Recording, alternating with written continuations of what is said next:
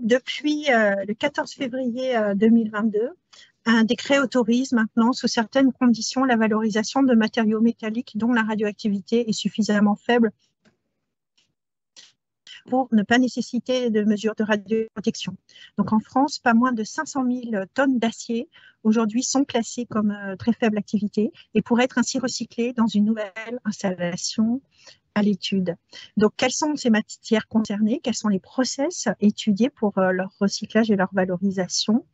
Et qu'est-ce que le projet de Technocentre? Donc, on est très heureux d'accueillir aujourd'hui Olivier Giraud, qui est directeur de la ligne projet filière déchets, direction des projets déconstruction et déchets, donc DP2D d'EDF, et Jean-Michel Romary, qui est directeur démantèlement et déchets chez Orano. Donc, on va d'abord avoir une présentation de ce projet de Technocentre. Et ensuite, donc, Laurence Piketty, qui est présidente de la section technique numéro 12 de la SPEN démantèlement et déchets, aura une carte blanche pour justement challenger un petit peu nos présentateurs. Et puis ensuite, bien sûr, ça sera à vous de poser des questions. Donc, je vous rappelle que pour poser des questions, vous allez dans l'onglet en haut Slido, qui ouvre donc une interface pour poser des questions. Donc, vous pouvez soit poser des questions et vous pouvez commencer dès maintenant au cours de la présentation quand elles vous viennent, soit voter pour des questions qui ont déjà été posées. Et donc, comme nous sommes une association très démocratique, on posera en priorité les questions qui ont eu le plus de votes. Voilà, donc merci beaucoup à vous tous d'être présents là. Et je donne la parole tout de suite à Olivier. Bien, bonjour à tous. Donc, je vais vous présenter le projet Technocentre. Et puis, pour commencer, peut-être quelques éléments de contexte. Donc, en termes d'éléments de contexte, souvent, j'aime bien présenter en fait l'aspect gestion des déchets dans la vision plus globale de la production d'électricité nucléaire. Donc, je pense que c'est des éléments que vous connaissez déjà. Hein, le nucléaire, OK, ça produit des déchets, mais ça évite aussi beaucoup de choses, et notamment gérer du CO2. Et là, vous avez quelques chiffres qui sont les chiffres, en fait, ce n'est pas des chiffres EDF ou Orano ou autres, c'est des chiffres issus du GIEC qui rappellent, et c'est souvent bon de se le rappeler, le gramme de CO2 produit par kilowattheure d'électricité produit. Et c'est bien des chiffres sur tout le cycle de vie. Et donc, on voit que le nucléaire, il est à 12 grammes, alors que l'éolien est à 11 grammes ou que le solaire est à 45 grammes. Donc ça, c'est des chiffres du GIEC.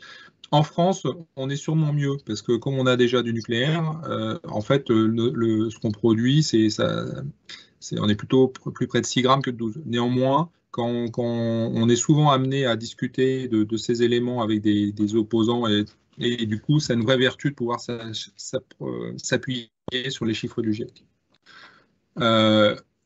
Au total, le parc nucléaire, ça permet de gagner 200 millions de tonnes de CO2 par an, donc 10 milliards de tonnes sur la durée de vie. C'est vraiment significatif quand on sait qu'aujourd'hui en France, on est à 300 millions de tonnes de CO2 par an. Donc on voit que 300 millions de tonnes, si on n'avait pas ces 200 millions de tonnes, on serait à 500. Et puis, bien sûr, derrière, on a des déchets. Et donc, l'enjeu qu'on a en termes d'acceptabilité, c'est bien de montrer que ces déchets sont gérés. Donc, le graphe que vous voyez dessous, c'est un graphe qui est là aussi pour montrer l'ensemble des déchets produits. Alors, vous avez, je dirais, les déchets cumulés produits par l'exploitation d'un parc pendant 50 ans. Et en dessous, les déchets cumulés produits par la déconstruction de ce parc. Donc, du coup, vous avez la vision globale de tous les déchets produits. Et puis en bleu, que ce soit bleu clair ou bleu foncé, c'est les déchets vie courte. Et puis en orange, c'est les moyennes activités vie longue, et en rouge, les hautes activités. Et donc on voit bien sûr qu'en déconstruction, il n'y a pas de haute activité, puisque c'est exclusivement lié au combustible. Et on voit aussi surtout la grosse majorité, l'écrasante majorité des déchets vie courte, d'où l'enjeu en termes de volume qui est situé là-dessus. Et puis on voit aussi que les déchets, on va dire, de très faible activité vie courte, c'est-à-dire les bleus les plus clairs, sont notamment situés en phase déconstruction. Et c'est pour ça qu'on a un enjeu particulier à optimiser nos filières de déchets aujourd'hui, puisque à venir, on va avoir des chantiers de déconstruction qui vont augmenter. Et donc, du coup, la question de comment on optimise la filière sur les très faiblement actifs est d'autant plus d'actualité. Dans les filières, je vous rappelle en fait les filières actuelles, hein, mais aujourd'hui, c'est ce qu'on dit. Alors en tout cas pour le parc REP, c'est très clair. On a 100% des déchets qui ont des filières industrielles opérationnelles et sûres. Alors quand on dit filière opérationnelle et sûre, ça peut être des filières, on va dire, définitives. C'est le cas du stockage au CIRES et au CSA pour les TFA et puis les FAMA, en tout cas pour les vies courtes. Donc là, c'est bien une filière qui est industrielle, qui est opérationnelle, avec des étapes amont, par exemple, de fusion, d'incinération, des étapes de préparation amont, mais on a une filière qui fonctionne, qui est sûre. Et puis, pour la partie basse du tableau, pour les vies longues, oui, on a des sujets encore ouverts sur le stockage, évidemment, sur CIGEO, où là, la filière, elle n'est pas en service industriellement, mais ce qui nous a paru important, nous, de rappeler, et ce qu'on rappelle souvent côté EDF, c'est que ce n'est pas pour ça que les déchets associés ne sont pas gérés. Et on a des processus industriels. Alors, on a évidemment l'usine de Lague pour tout ce qui est prise en charge de manière industrielle et sûre des déchets issus du combustible usé, que ce soit les vitrifiés ou les compactés. Et puis, on a, qu'on a mis en service récemment, ICEDA, qui est opérationnel pour tout ce qui est déchets de moyenne activité vie longue, issus du parc, qui soit en déconstruction, soit en exploitation, mais issus des sites EDF. Donc on a bien, ICEDA et LAG, c'est bien des installations qui sont opérationnelles et qui sont industrielles et qui sont sûres.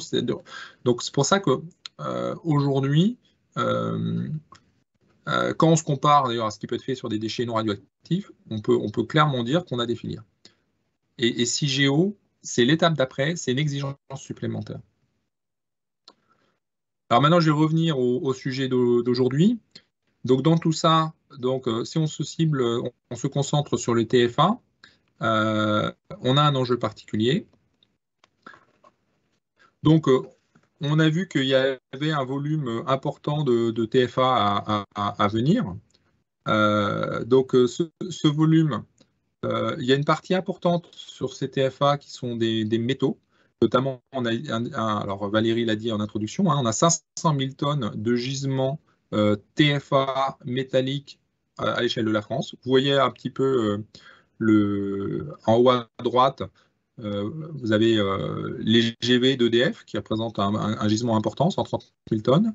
Vous avez l'usine GB1 d'Orano avec les diffuseurs qui représentent 140 000 tonnes. Et puis sinon, on a du vrac qui fait le complément à 500 000 de l'ordre de 230 000 tonnes. Donc, c'est des volumes qui sont importants. Alors, ça, dans d'autres pays, c'est des gisements, des volumes qui pouvaient être valorisés dans d'autres pays d'Europe. Ce n'était pas le cas en France jusqu'à très récemment. Et depuis février, depuis le 14 février de cette année, la réglementation française a évolué et permet maintenant, ouvre la voie à cette valorisation. Alors ça a deux intérêts. Hein. Ça a un intérêt de préserver la ressource de stockage, puisque c'est ce qu'on voit un petit peu sur le graphe, là, sur le CIRES. À un moment donné, le CIRES, il se remplit. Et du coup, si on peut enlever les déchets métalliques, eh ben, on gagne de la ressource de stockage. Et puis, bien sûr, c'est un autre intérêt, c'est en termes d'économie de matières premières, puisque ces métaux, c'est des métaux qui pourront être réutilisés dans l'industrie. Alors cette ouverture réglementaire, elle n'est pas arrivée comme ça. C'est le fruit d'un travail assez long. Alors, je reviens sur les étapes les plus récentes, sachant qu'en amont, il y a eu aussi un débat au HCTSN avec un groupe de travail particulier. Mais je dirais, il y a eu une étape importante, ça a été le débat public sur le PNGMDR en 2019, où le sujet de la gestion des déchets TFA a vraiment été mis sur le devant de la scène. Et d'ailleurs, la commission particulière du débat public, qui est une commission indépendante, a reconnu que lors de ce débat, il y avait eu une diversité d'acteurs et une grande majorité d'acteurs qui se sont montrés favorables à une évolution de la réglementation. Et d'ailleurs, je pense que parmi ceux qui sont aujourd'hui connectés, il y a peut-être un nombre important de personnes qui ont contribué à ce débat public et qui ont contribué directement à rendre possible cette évolution réglementaire, et je les en remercie. En février 2020, à l'issue du débat, du coup, les pouvoirs publics, c'est-à-dire le MTE, a pris la décision d'engager un processus réglementaire pour pouvoir valoriser ces TF1.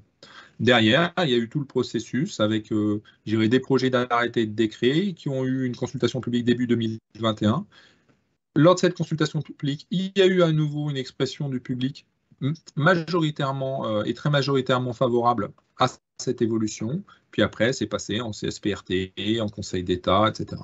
Et du coup, à l'arrivée, donc publication au JO du 15 février, où sortie des décrets en date du 14 février pour les plus romantiques.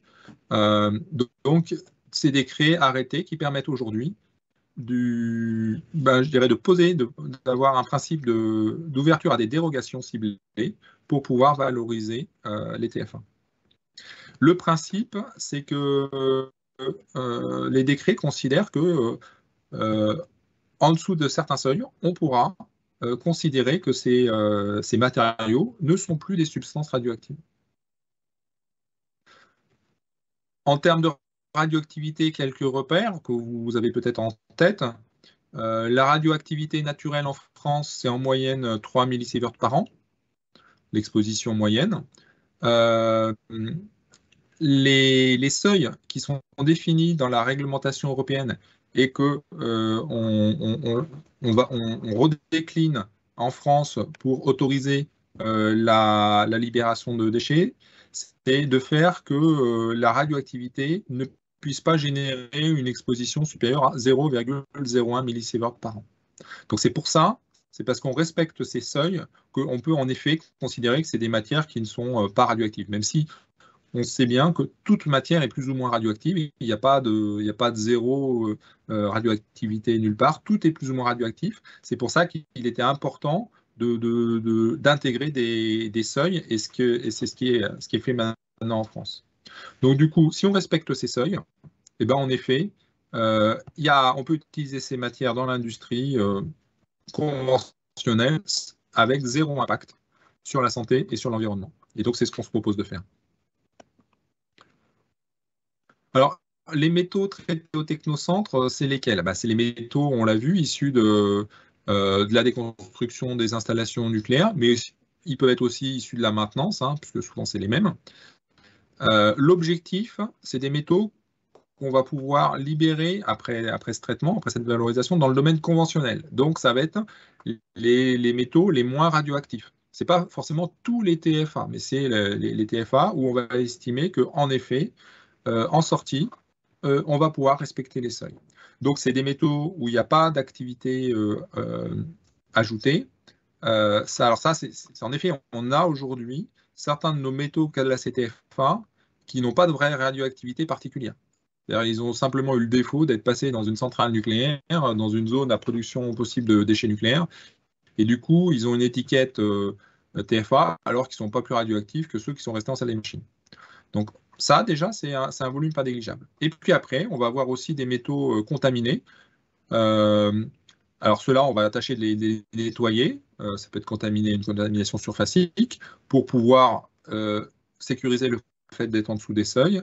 Et puis on va avoir aussi les métaux de GB1 qui sont où on va avoir le procédé de fusion qui va aussi lui apporter un effet de tri d'éléments chimiques et qui va permettre de dégager la radioactivité pouvant être liée par exemple à des traces d'uranium ou des choses comme ça. Et donc du coup, on va aussi décontaminer, mais là, par la fusion. Le principe, on voit qu'on s'inscrit donc dans une réglementation où il y a des seuils qui permettent de prouver et de montrer qu'il n'y a pas d'impact sur la santé de l'environnement. Le principe de l'installation, après, ça va être de montrer qu'on respecte ces seuils. Donc, du coup, on a plusieurs points de contrôle. Alors, pour décrire globalement le principe de l'installation, on va avoir des gros composants genre les GV, qui représentent une bonne partie du gisement. Alors, ceux-là, ils vont arriver en gros, et il est prévu d'avoir une phase de décontamination. Alors, soit elle a été faite sur site, soit elle sera à faire au technocentre. Une phase de découpe pour trier dans le GV les parties qu'on peut valoriser. C'est-à-dire que tout n'est pas forcément valorisable et il y a une partie à l'issue de ce tri qui partira en déchets classiques, comme d'habitude, à l'endroit. Et puis une fois qu'on a fait ce tri, et ben, du coup, ce qui est valorisable, ça part dans le four. L'objectif, c'est d'en faire des lingots. Et puis on a des composants qui vont arriver déjà découpés, j'ai envie de dire, déjà quasi prêts à aller dans le four. Donc là, il y aura forcément une phase de contrôle, voire de décontamination potentielle. Et puis on les met dans le four. Et puis pareil, à l'issue de la fusion dans le four, on va avoir, c'est l'objectif, principalement des lingots qui peuvent être libérés dans l'industrie conventionnelle. Et bien sûr, une partie quand même de laitier, de déchets qui sera plus actif et qui partira sous forme de déchets vers l'endroit. Je vous ai cité les points de contrôle. Je vais les détailler dans le slide suivant. En fait, l'objectif pour avoir des métaux qui respectent les seuils à la sortie, déjà, c'est de mettre des métaux qui, à l'entrée, ont les bonnes caractéristiques radiologiques. Donc ça veut dire que derrière, en amont, on a des spécifications d'acceptation qui restent encore à affiner. Mais derrière, on va avoir ces spécifications. On acceptera que les métaux ou les déchets qui correspondent à ces spécifications. On vérifiera bien sûr à l'entrée la conformité. Après, derrière, on peut avoir des opérations, je vous le disais, de décontamination, où on aura aussi pour certains des opérations de découpe. Donc, à l'issue de ces décontaminations, découpes, on va contrôler que les déchets entrent bien dans les critères qui permettent d'espérer une libération à la fin. On a une ligne de défense qui est importante aussi et qui est liée au process, qui est un process de fusion. C'est-à-dire qu'on va avoir une ligne de défense qui est le contrôle dans le bain de fusion en phase liquide. Donc l'intérêt de ça, c'est que on va profiter de l'homogénéisation et du coup pour avoir des mesures qui vont être représentatives de la globalité. Et puis bien sûr, au final, on va avoir des contrôles ultimes sur les lingots produits. Et du coup, le principe, c'est bien l'ensemble de ces lignes de défense qui sont complémentaires et redondantes à la fois, qui permet de montrer et d'apporter la garantie qu'on respecte bien les seuils attendus. Bon, là, c'est un slide pour montrer la vue d'ensemble de l'installation. Alors, c'était une vue issue d'un premier APS, sachant qu'on continue à travailler sur le sujet, donc Orano et EDF, parce que c'est un sujet qui est, alors vous voyez en bas à gauche, là, les logos, hein, il y a le logo EDF, il y a le logo Orano, ça veut dire que c'est un travail actif, l'équipe projet qui travaille sur le projet, il y a bien des gens d'Orano, des gens d'EDF qui travaillent en ce moment, pour améliorer le design, pour continuer à optimiser l'installation. Enfin, c'est un processus, on va dire, classique d'ingénierie. Alors, je ne l'ai pas dit, mais dans le sous-titre, vous voyez qu'on a une implantation de référence sur le site de Fessenheim. Alors, historiquement, il y avait deux sites qui avaient été mis en avant, un sur Fessenheim, un sur Tricastin. Dans la maturation du projet, il est clair que on a eu aussi, on l'a vu, les pouvoirs publics se sont positionnés favorablement vis-à-vis de ce projet, parce qu'ils ont fait l'effort de leur côté aussi. Alors, il y a eu le débat public, il y a eu les expressions publiques, mais après, les pouvoirs publics ont aussi joué le jeu pour mener à bien l'évolution réglementaire. Donc, ils sont plutôt en support du projet. Ça s'exprime vers l'évolution réglementaire. Ça s'exprime aussi typiquement parce que le projet il est aussi intégré dans le plan de relance. Donc ça, c'est aussi une expression de l'appui des pouvoirs publics. Et pourquoi les pouvoirs publics sont gérés en support du projet? Il y a plusieurs raisons. Il y a sans doute le poids des arguments rationnels qui ont été menés sur le débat en termes de valorisation de déchets.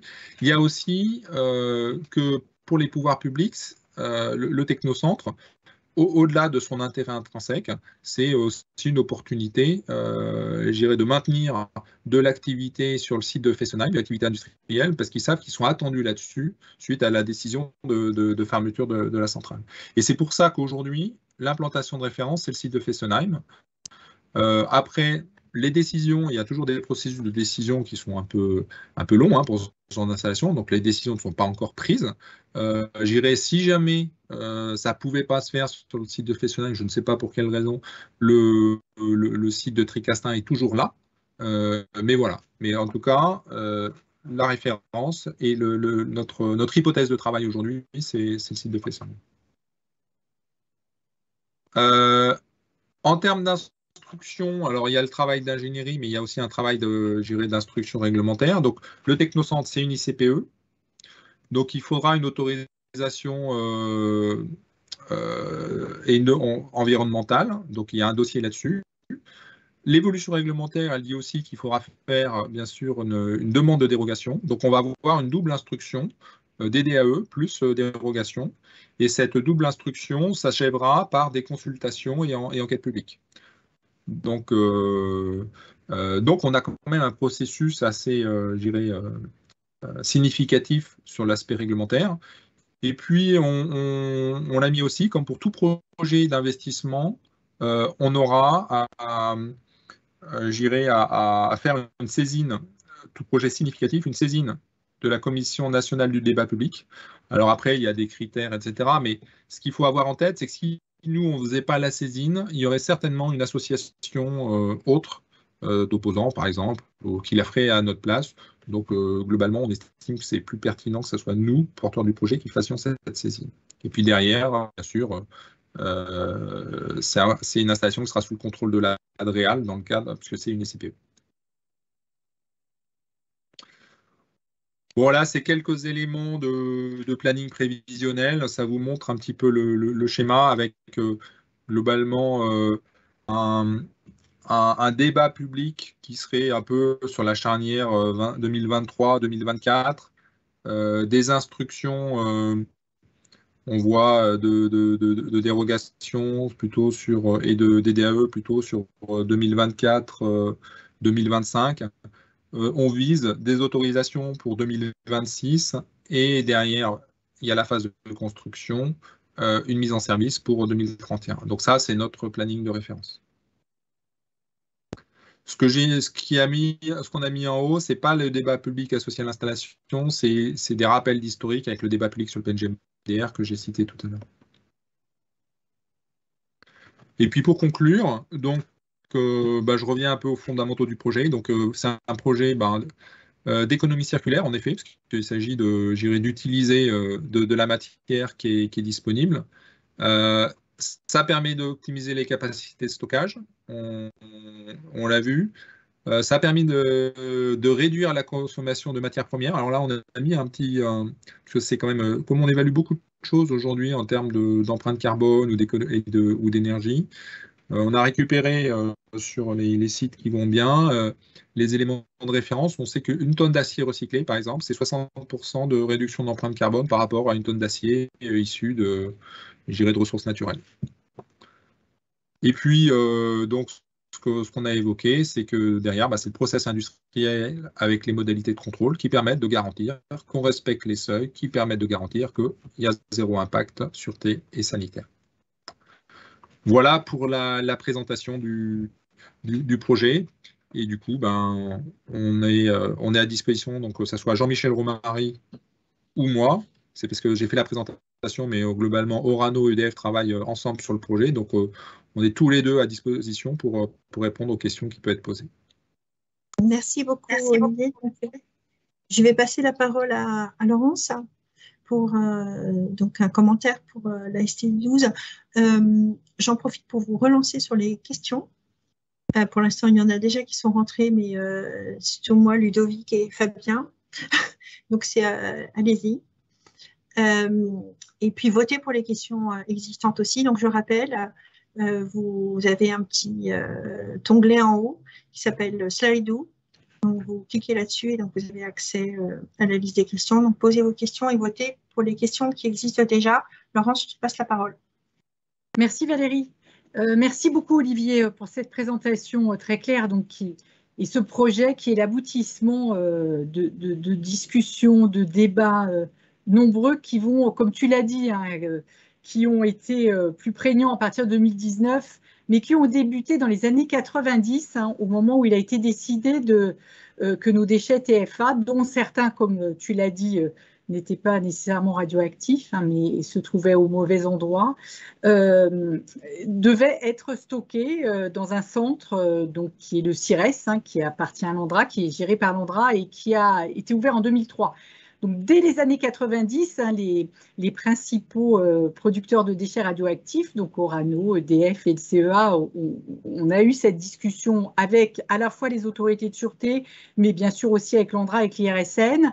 Et on voit que finalement, on a mis 30 ans pour aboutir à cette réglementation fort bienvenue qui a été faite en février 2022 et qui permet à ce projet que tu as présenté de voir le jour. Et donc, je considère que c'est une grande victoire. Pourquoi ? Parce que ça rentre, comme tu l'as dit aussi, complètement dans les enjeux de notre société d'aujourd'hui, avec l'idée de valoriser, de recycler, de pouvoir réutiliser plutôt que racheter. Et c'est d'autant plus prégnant aujourd'hui qu'on voit qu'il y a une forte tension sur les matières premières qui existait déjà avant la guerre en Ukraine, mais qui est d'autant plus forte aujourd'hui. Donc tout ça est de mon point de vue très positif et donc et comme je le disais, vraiment l'aboutissement d'un travail. Donc certes des producteurs de déchets, mais comme tu l'as dit, pas seulement, des associations, de l'État, des autorités de sûreté, de l'IRSN, puisque un des points quand même qui a permis de faire basculer, c'est je crois un document de l'IRSN qui a ouvert la voie vers plus de valorisation aussi et qui nous a permis de revenir sur ce sujet hein, collectivement. Donc c'est vraiment quelque chose de très positif et donc, je salue le travail que vous avez fait pour aboutir sur ce projet.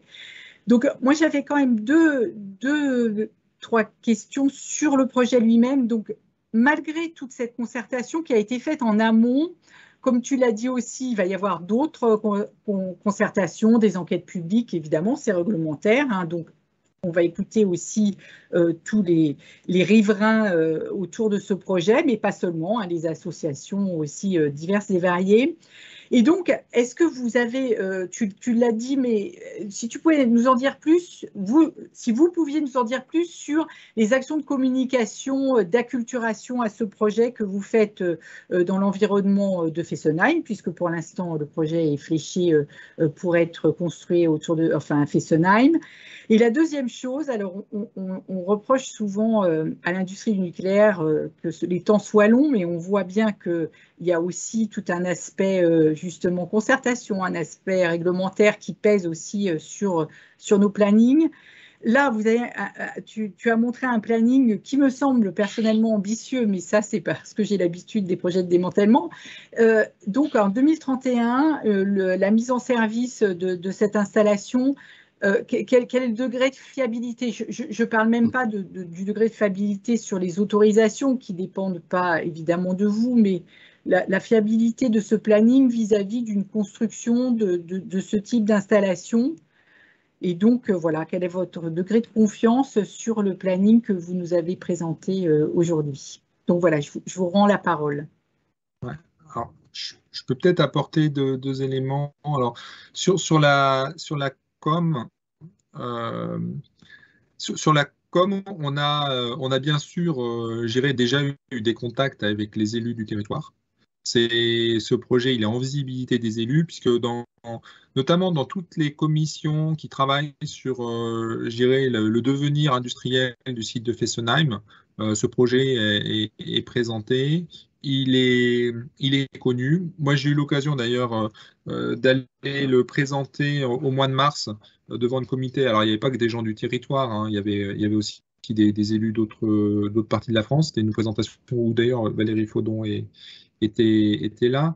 Mais globalement, il y a un bon accueil du territoire de ce projet, en tout cas des élus. Ça n'empêche pas qu'il y ait aussi des opposants, hein. Il y a des opposants en local au nucléaire, à ce projet, etc. Mais côté élu, il y a plutôt un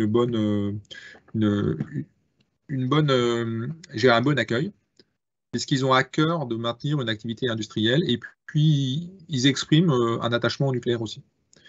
Ce que je peux dire, c'est qu'on attendait, nous, pour aller plus loin sur la communication, on attendait aussi les décrets, donc, qui sont là depuis février. Et puis, je dirais, on a enchaîné un petit peu les décrets avec la période préélectorale, où globalement, c'est pas forcément la meilleure période pour communiquer. Donc, je pense qu'on va renforcer notre communication à partir de l'été sur le projet. Et j'ai envie de dire en relation, en bonne intelligence avec les représentants du territoire, puisque je dirais un projet comme ça se construit. Enfin, c'est pas qu'un projet industriel, c'est aussi un projet qui se construit avec un territoire. Et puis sur le planning de mise en service, bon, c'est 2031. C'est un planning qu'on estime raisonnable. Alors je peux pas garantir mettre ma main au feu, etc. Je sais bien que sur les grands projets, les projets industriels, il peut y avoir des aléas, etc. Qu'on maîtrise pas toutes les instructions. Mais c'est un planning qu'on estime. On ne pense pas avoir fait d'impasse, de surcontrainte, qu'on estime globalement réaliste. Il faut avoir en tête qu'on est sur une ICPE, donc on peut avoir aussi, c'est pas forcément, on n'a pas un DAC, une instruction de DAC, on a certaines procédures qui peuvent être peut-être un peu moins lourdes, même si par ailleurs, le processus d'instruction, par exemple, de dérogation, on est en train de le construire. C'est une réglementation qui est nouvelle. Donc, on a aussi des échanges en cours avec les autorités pour arriver à dessiner, mais globalement, concrètement, qu'est-ce qu'il faut donner comme élément, etc. On est moins sur quelque chose de balisé que, je ne sais pas, sur un DOS, un DAC pour des INB classiques. Là, on est plus en train aussi de construire la déclinaison concrète des arrêtés et décrets avec les autorités pour être sûr qu'on se comprend bien sur les attendus des différentes étapes. Peut-être pour compléter, ce qui est important de souligner, c'est que c'est quand même un procédé, la fusion, qui est connu. On n'a pas inventé quelque chose qui n'existait pas, qui est mis en œuvre partout, y compris d'ailleurs pour des fois des matériaux radioactifs. C'est le cas par exemple à une petite capacité, mais je crois qu'il y a des questions qui sont sur cette thématique-là par EDF, Cyclife France, donc à Centraco. Il y a déjà un four de fusion qui existe. Alors, les technologies, il y en a deux. Là, on a choisi une technologie assez robuste, qui est celle du four à arc, qui est assez tolérante en termes d'absorption de matériaux, on va dire. Donc, c'est une technologie connue qui est mise en œuvre un peu partout. Il y a un principe, là, effectivement, d'ICPE qui a été retenu et qui va aider, même si on doit, entre guillemets, nucléariser l'installation, qui peut prendre effectivement par une installation standard un peu plus de temps. Voilà, mais on n'est pas sur la construction d'un grand projet de grande ampleur. Ça reste un projet important, mais avec une installation finalement assez classique. Mais il faut quand même retenir ça. Et ce qui va être, ce qu'Olivier disait, ce qui risque d'apporter du délai qu'on maîtrise beaucoup moins, c'est le temps d'instruction du dossier de dérogation qui est une nouveauté. Puisqu'on va un peu apprendre en marchant. Là, effectivement, la loi et la réglementation décrivent un mode de fonctionnement et un processus. Il va falloir élaborer les dossiers, ensuite aller les défendre, répondre à des questions. Donc, toute une phase d'instruction qui peut être plus ou moins longue. Voilà. Mais en tout cas, l'échéance début des années 2030 nous paraît tout à fait atteignable et raisonnable. Et puis, autre point à souligner, elle est aussi compatible avec les besoins de démantèlement, notamment des gros volumes de métaux qu'on aura issus du démantèlement, et en particulier justement ceux de l'usine d'Eurodif ou Georges Besse du Tricastin, qui fournit une bonne part des métaux qui alimenteront le four. Voilà. Et donc les métaux aujourd'hui, ils ne sont pas encore à disposition. Hein.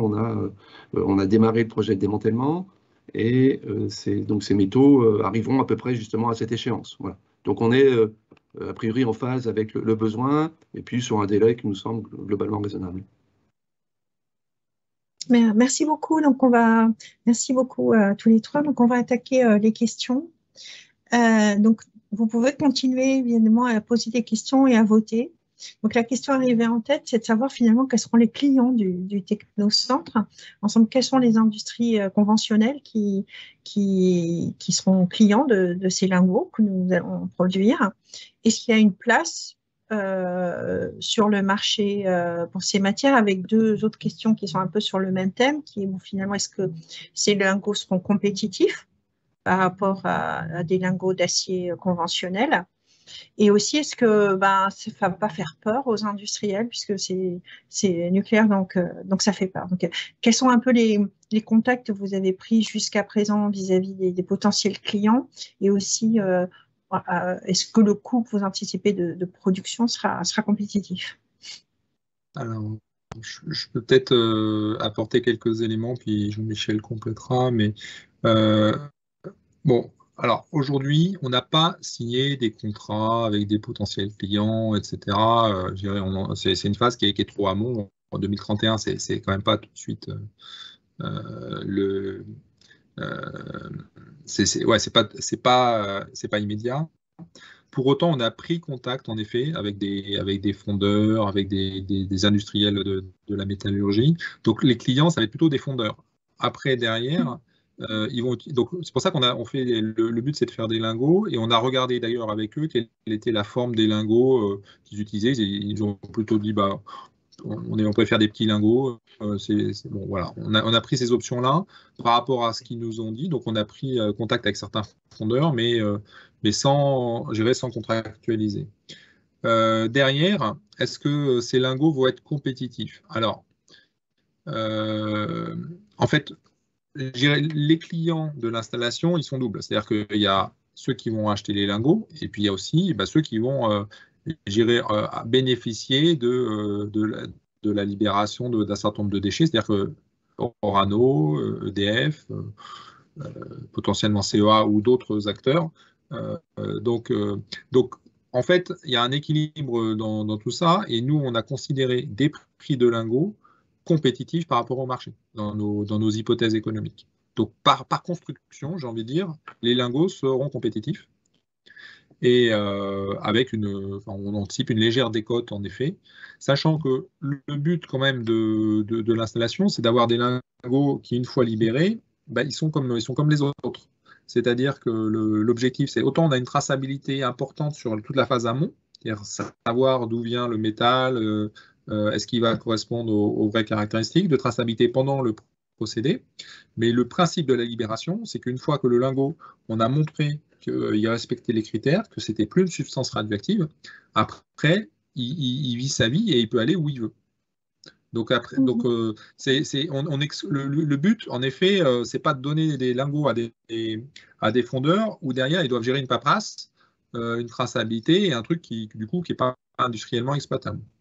Donc, on est bien, après, à un moment donné, on franchit une porte, j'ai envie de dire, à la sortie du technocentre, et quand on franchit cette porte, le lingot entre dans le monde conventionnel avec pas plus de contraintes qu'un lingot normal. Et si on regarde, si on regarde les caractéristiques des lingots, si on mesure les lingots et le métal, je ne pense pas qu'on verra de différence avec des lingots qui viennent d'ailleurs. Tout comme aujourd'hui, ces fondeurs peuvent très bien utiliser de l'acier importé qui a fait l'objet d'une libération gérée dans un autre pays. Peut-être juste pour donner un éclairage par rapport à ça, je rappelle que 90% des aciers dans le monde sont recyclés. On a vu l'intérêt que ça avait à la fois en termes de valeur, mais aussi en termes d'empreinte carbone. Voilà, 90%, c'est conséquent. Donc ça veut dire que en France, on apporte des métaux recyclés qui probablement un jour ont vu aussi quelques traces de radioactivité. Voilà, donc on n'a pas, on s'inscrit juste dans un mode de fonctionnement qui est déjà international et qui existe. Voilà. Après, peut-être pour aussi donner quelques éléments complémentaires, effectivement, on vendra ça, et c'est l'hypothèse qu'on prend au prix du marché. Donc, comme le disait Olivier, par construction, voilà, on n'ira pas vendre ça plus cher, etc. Donc, le but, c'est de recycler et de valoriser ces métaux. Après, une considération à prendre en compte, c'est que pour nous, pour ceux, en tout cas en France, qui, au départ, destinaient ces métaux au stockage, il y a un coût évité du stockage. Donc, déjà, ça rentre aussi dans l'équation économique. Qui fait qu'effectivement, on peut globalement se dire que le prix du marché, effectivement, est une donnée d'entrée à prendre en compte et qu'on n'ira pas faire vendre ça à des prix plus élevés. Et puis, pour finir, en termes d'acceptation, on a parlé de 500 000 tonnes, c'est peut-être un peu plus, mais enfin c'est l'ordre de grandeur. 500 000 tonnes, c'est sur une exploitation voilà, de 20 ans, 30 ans, voilà, ça fait quelques dizaines de milliers de tonnes par an. Ce n'est pas des grosses quantités. Le marché de l'acier, ça se compte en millions de tonnes. Donc on vient effectivement alimenter un marché qui existe déjà, on vient compléter une offre qui existe déjà, mais voilà, ce n'est pas la quantité qui ira déséquilibrer le marché. Par contre, le point important, Valérie, c'est celui que tu as souligné, c'est l'acceptation. Effectivement, même si c'est une petite quantité, ça vient du nucléaire. Donc, comme je l'ai dit au début, 90% sont déjà recyclés, donc voilà, c'est pas une nouveauté. Pour autant, il faudra bien prendre en compte ça. Et justement, c'est bien. Je rappelle aussi que dans le passé, on avait tenté déjà, Laurence le rappelait indirectement, avant les années 90, on avait tenté déjà de recycler, mais sans opération de décontamination préalable. Et la fusion permet justement cette décontamination préalable, en tout cas de garantir que les résidus, les traces de contamination, si tant est qu'il y en ait, disparaissent. Et finissent ensuite en déchets, donc vers l'Andra. Donc le lingot qui sort, effectivement, est réputé non contaminé, on contrôle, etc. Donc on n'a plus ce risque derrière de contamination d'installation qui avait existé quand on avait fait une première tentative, parce qu'on n'avait pas une barrière à la sortie qui garantissait que tous les métaux qui partaient n'étaient pas potentiellement contaminés. Et donc ça fait partie de la démonstration. Et puis après, voilà, c'est l'étude d'impact, tout ce qu'on fera au travers du dossier de dérogation, donneront des éléments pour dire bah, c'est gérable chez nous, en tout cas dans le Technocentre, c'est une ICPE. A fortiori, ça n'a pas d'impact pour vous en termes de gestion des lingots qui sont derrière des aciers, pardon, ou des lingots oui, qui seront ensuite homogénéisés avec probablement d'autres métaux. Voilà, donc il faudra apporter ces éléments. Toutefois, on est tout à fait confiant sur le fait que il n'y aura pas de difficulté. Hein. Les contacts qu'on a eus avec certains d'entre eux montrent qu'ils sont prêts à les accepter, et voilà, moyennant cette démonstration. Ok. Une autre question, donc, c'est les lingots seront-ils des mélanges de différents métaux, ou est-ce qu'on a l'intention de séparer les différents composants des alliages? Donc évidemment, on pense au nickel et au chrome pour tout ce qui est chaudière, mais au niveau, je ne sais pas quels sont les alliages qui sont utilisés au niveau d'Eurodif, Jean-Michel, mais du coup, est-ce qu'on va aller jusque-là ou on va produire non, ce n'est pas au niveau d'Eurodif, c'est des aciers inoxydables, c'est standard. L'intérêt là, en fait, c'est qu'on a déjà des lots homogènes, on va dire, d'acier, qui permettent d'avoir une stabilité dans le temps et une qualité dans le temps du lingot sortant. Même si on a l'intention également, parce que uniquement les générateurs de vapeur et les aciers issus d'Eurodif, des diffuseurs, ne suffisent pas en termes de volume pour rentabiliser l'installation. C'est pour ça qu'on parle de 500 000 tonnes. On rajoute du vrac, notamment d'autres installations d'Orano, d'EDF ou du CEA, pour avoir voilà, un volume suffisant. On sera capable quand même de garantir cette qualité dans le temps, et quitte à faire quelques assemblages. Et c'est une valeur ajoutée, on va dire, par rapport à ça, mais on n'a pas du tout l'intention d'extraire le nickel, le chrome ou autres composés des aciers. Le but, c'est vraiment d'avoir des lingots homogènes.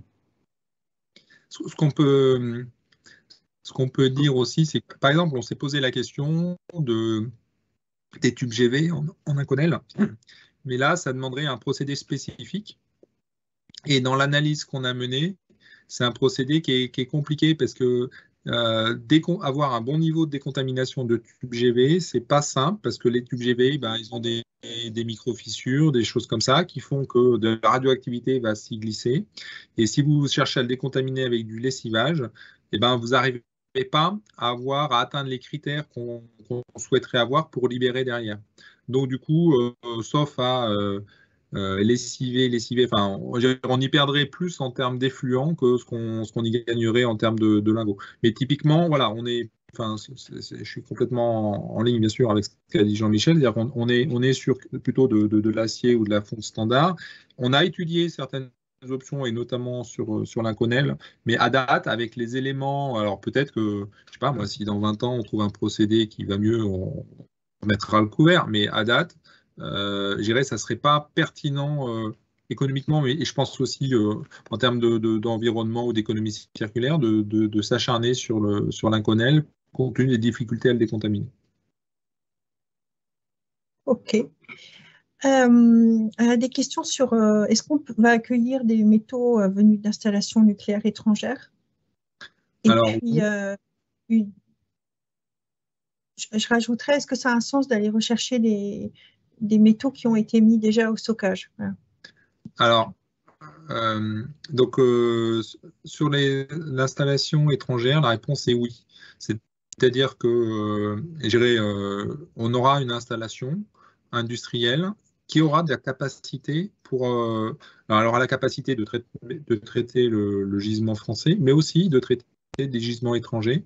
Et on souhaite en effet pouvoir accueillir des aciers d'installation étrangère. Donc il y aura, je pense, un sujet, bien sûr, de préciser des spécifications, de voir comment on exprime ça dans le dossier de dérogation. Est-ce qu'il faut faire des dérogations, des dossiers spécifiques, ou est-ce qu'on peut avoir un dossier générique avec des spécifications plus génériques? Mais, mais c'est un objectif aussi du Technocentre de valoriser des métaux étrangers. Ça, c'est le premier point. Et deuxième point, non, on n'envisage pas de retourner chercher des métaux dans le centre de stockage. Ceux qui sont laissés, a priori, ils sont déjà gérés, organisés. Enfin, ce qu'il faut voir, c'est que pour envoyer des métaux au technocentre, il faut le prévoir à la source. C'est-à-dire qu'à la source, on trie, on oriente les métaux, on ne mélange pas, on n'a pas des caisses avec des choses qui sont mélangées, etc. Donc, c'est quelque chose qui s'organise dès le début du flux. D'accord. Peut-être pour rejoindre ces questions parce que je vois qu'il y a un certain nombre de questions qui apparaissent aussi sur l'aspect rentabilité, etc. Ça rejoint ces questions de volume et de comment on veut faire. Peut-être, c'est vrai ça a été dit, mais pour le dire peut-être d'une manière un peu différente. Comme je l'ai dit, il y a des installations qui existent aujourd'hui déjà, et notamment Cyclife, France, Suède, qui sont capables de recycler des métaux. Je veux dire, on n'invente rien d'un point de vue technologique. Éventuellement, la technologie du four peut changer entre induction, four arc, mais globalement, c'est les deux des technologies maîtrisées. Si ce n'est que ces fours-là, déjà, sont de petites capacités. Donc, c'est plutôt du 3000, 4000 tonnes par an à traiter.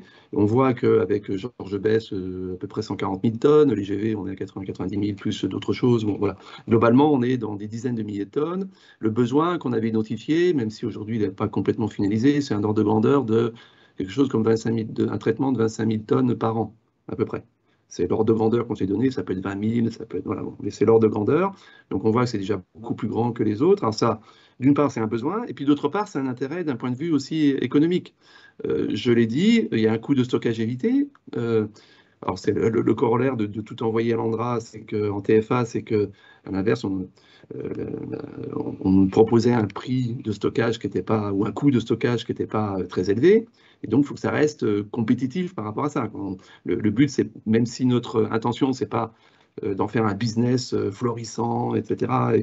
Notre intention non plus, c'est pas de perdre de l'argent. Je veux dire. Et donc, il faut, et pour être tout à fait clair, et donc il faut, pour rentabiliser cette installation, qu'on a vu à peu près le volume, il faut avoir un volume suffisant qui rentre, d'où l'intérêt d'aller chercher du vrac, comme je l'ai dit, en France, mais aussi d'aller chercher des clients étrangers pour atteindre au moins 500 000 tonnes, voire plus, qui permettent de rentabiliser cette installation et de devenir compétitive, en gros, par rapport à un coût de stockage à l'endroit. Super. On a une question un peu sur le modèle économique. Est-ce que du coup, chacun d'entre vous, vous allez devenir des vendeurs d'acier? Qui est propriétaire finalement des matières quand elles sont dans l'installation? Jusqu'à quand? Et qui est propriétaire de l'installation aussi? Alors, propriétaire des matières, tant que c'est des déchets, c'est celui qui envoie le déchet qui reste propriétaire. Après, une fois que le lingot est suite à mesure, il est qualifié comme n'étant plus déchet, après, c'est l'exploitant de l'installation qui va en être propriétaire et qui va pouvoir le vendre, parce qu'on est plus sur un déchet. Après, l'exploitant de l'installation, aujourd'hui, on envisage d'avoir une société commune avec Orano pour exploiter cette installation. D'accord, donc ça veut dire que par exemple, si le CEA envoie des matières à l'installation, à un moment donné, c'est pas le CEA qui va vendre le lingot, le CEA va vendre à la société commune, et c'est la société commune qui vendra aux acheteurs de lingots. Oui. Voilà, oui, c'est ça. Donc le CEA va acheter une prestation de traitement de ses aciers, pour le CEA ou d'autres clients, hein, c'est vrai pour n'importe quel client, une prestation de traitement de ses aciers, et qui, au passage, fait que effectivement la société commune deviendra propriétaire du lingot une fois traité, post-traitement. En fait, c'est ça le principe. Bon, très bien, merci. Est-ce que le Technocentre aura aussi un rôle de laboratoire pour tester de nouvelles technos de décontamination? Alors, le Technocentre, c'est une installation industrielle. Donc, qu'on ait besoin ou qu'on souhaite, j'irais, parce qu'on veut améliorer, je sais pas, le Technocentre ou augmenter sa performance, qu'on fasse des travaux en laboratoire pour tester d'autres types de décontamination. Peut-être, mais c'est pas le Technocentre. Le Technocentre n'est pas un laboratoire. Le Technocentre, c'est une installation industrielle. Et je précise que actuellement, on a lancé, parce qu'il y a besoin aussi de démontrer la capacité justement à décontaminer et à obtenir des lingots qui sont, comme je l'ai dit, non contaminés.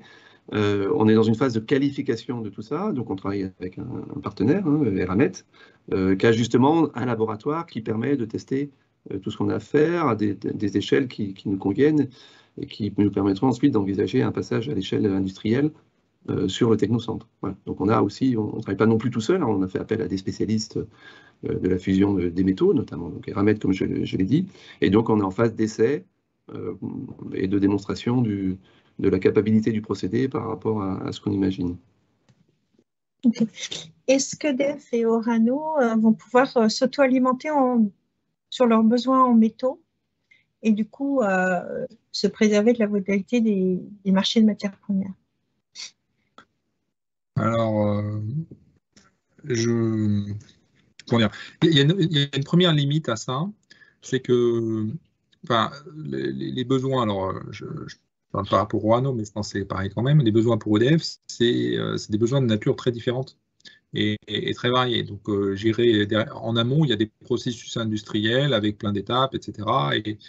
Et donc, on a des usines ou des process industriels qui sont différents. Après, donc du coup, on n'est pas dans une logique d'imaginer un process industriel complet où on part du métal qui sort du technocentre, on a le fondeur, et puis après, du coup, on a plus, j'ai envie de dire, d'appel au tissu industriel, voire de mise en concurrence pour la suite, etc., et pour faire tous nos produits finis. Ceci étant dit, après, il faut voir hein, si sur certaines applications très ciblées, on peut avoir des circuits préférentiels, il faudra qu'on regarde. Mais c'est pas, on n'a pas d'a priori là-dessus. Okay. Il y a une question sur la capacité du Technocentre, mais je crois que Jean-Michel t'a répondu, hein, c'est de l'ordre de 20 000, 25 000 tonnes.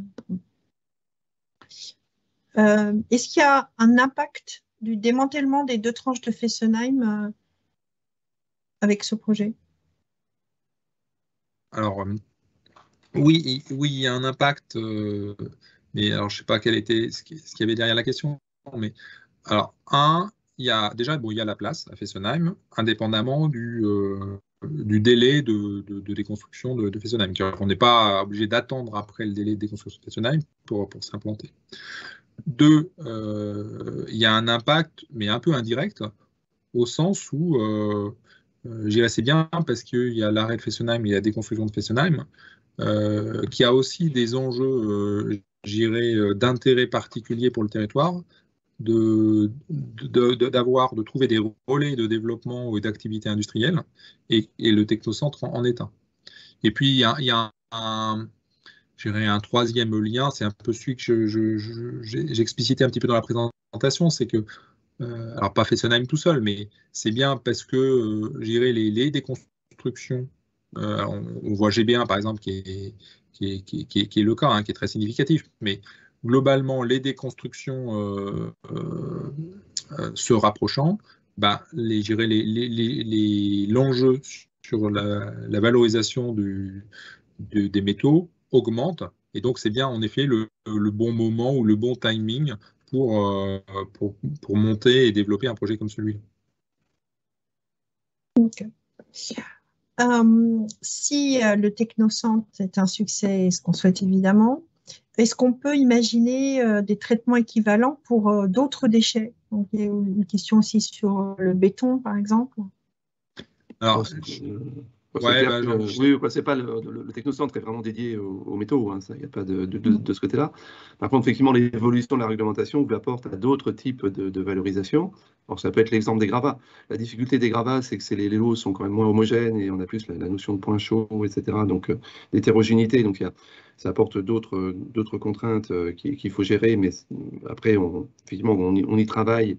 Mais là, on est plus sur de la valorisation pratiquement sans transformation, mais ça, c'est à regarder. Et puis après, ça ouvre la porte à d'autres traitements, parce que l'intérêt de la dérogation, c'est qu'on arrive à démontrer au travers de la mise en place d'un procédé que finalement, ce qui en ressort est sans impact ni sur la santé ni sur l'environnement. Donc, c'est le cas de la fusion des métaux, et ça peut être le cas avec d'autres traitements. Voilà, on travaille dans le cadre du PNGMDR à identifier d'autres solutions de valorisation pour d'autres déchets en de moindre volume. Mais effectivement, ça ouvre la porte à pas mal d'autres solutions qu'on va travailler dans le cadre du PNGMDR. Après, dans le PNGMDR, en effet, ouvre la porte. Lui, le PNGMDR ouvre la porte à réfléchir, etc. Mais en positionnant, c'est pas une ouverture a priori, je veux dire, c'est un peu une ouverture au cas par cas sur dossier à regarder. C'est vrai que là, ce qu'on a mis en avant pour les déchets métalliques, c'est la fusion et le caractère homogénéisant de la fusion et du coup représentatif de la mesure, ce qu'on n'a pas forcément sur les gravats. Donc ça, c'est une différence notable. Et aujourd'hui, si vous lisez le texte décret plus arrêté, alors c'est dans un des deux, mais c'est pas forcément dans les deux, c'est marqué les déchets métalliques. Ça ne veut pas dire que suite aux travaux du PNGMDR, ce qui a été fait pour les métaux ne peut pas être refait pour d'autres types de déchets, avec un dossier ad hoc, avec des éléments de conviction ad hoc, etc. Je pense que c'est forcément une ouverture, mais aujourd'hui, on est quand même sur un domaine où ça reste, enfin, si vous lisez le texte décret arrêté, ils ont cherché quand même à baliser le terrain à date.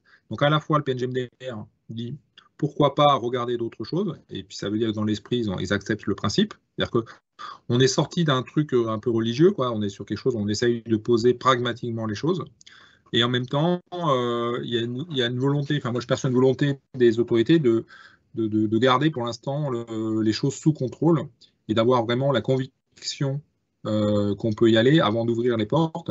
Et la conviction, pour l'instant, ils l'ont eu sur les déchets métalliques et sur le reste, ils attendent de voir. Ce qui est important à souligner d'un point de vue réglementation, ce qui a évolué, c'est effectivement il y a eu un décret qui a été validé au niveau du Conseil d'État et qui instaurait le principe de dérogation d'une manière générale en modifiant le Code de la santé publique, notamment, et donc il disait, voilà, on peut déroger dans certains cas au fait que des substances qui sortent d'installations nucléaires ne sont plus des substances dites supposées radioactives. On peut y déroger dans certains cas. Voilà. Et après, il y a un décret plus précis qui dit, OK, dans un premier temps, on l'implique aux déchets métalliques. Et donc, on met en place un principe de fusion, etc., qui permet de garantir que ça s'applique. Après, si on veut le faire pour d'autres types de matériaux, il faudra un autre décret qui dise, bah, OK, ça s'applique aussi à tel ou tel matériau, sous réserve de mise en place de tel ou tel procédé. Et ensuite, on va le démontrer au travers d'un dossier de dérogation, d'un DDAE, d'installation, des choses comme ça. Donc, ça s'imbrique, quoi. Je veux dire, tous les éléments s'imbriquent. En tout cas, le principe est acté, mais si on veut ouvrir à d'autres, il y a quand même du travail préalable à faire, notamment de concertation. Et c'est pour ça qu'on a inscrit la possibilité dans le cadre du PNGMDR, qui est l'outil de concertation. Puis après, il y aura d'autres concertations, bien sûr, sur d'autres sujets. OK. J'ai une question. Pour savoir si ça suffira d'avoir une unité ou si on pourrait imaginer qu'on ait besoin de plusieurs unités. Ben, en termes de dimensionnement, on pense que c'est suffisant par rapport au gisement France et même par rapport à gérer une vision du gisement étranger. C'est ce qu'a dit Jean-Michel tout à l'heure. Là, on est parti on a en hypothèse un four d'assez grande capacité. Alors, pourquoi c'est intéressant d'avoir un four de grande capacité? Ça évite aussi ça permet, alors il y a non seulement la capacité de fusion, mais il y a la capacité d'accueil des pièces. Donc, ça évite de trop découper les pièces avant de les mettre dans le four. Et donc, du coup, on est plutôt un four qui est confortable en termes de capacité par rapport au gisement. Donc, normalement, l'installation on est bien sur une installation. Alors, ça a été dit aussi, c'est-à-dire qu'il existe sans traco, mais c'est plutôt pour des métaux plus actifs et c'est pas pour libérer, c'est pour densifier. Donc, c'est pour d'autres types de métaux qui existent déjà en France. On a une installation avec de la fusion qui fait de la libération en Suède. Donc, on peut avoir d'autres installations. On a d'autres installations potentiellement à l'étranger, mais en France, on pense que l'installation Technocentre permet de répondre complètement aux besoins. Ok, écoutez, on arrive au terme de notre visio. Donc, merci, c'était vraiment très intéressant. Merci pour les questions. Et puis, écoutez, on croise les doigts pour le succès de ce projet. Et merci encore pour votre participation. Au revoir. Merci à vous. Merci bonne beaucoup pour vos questions, votre accueil.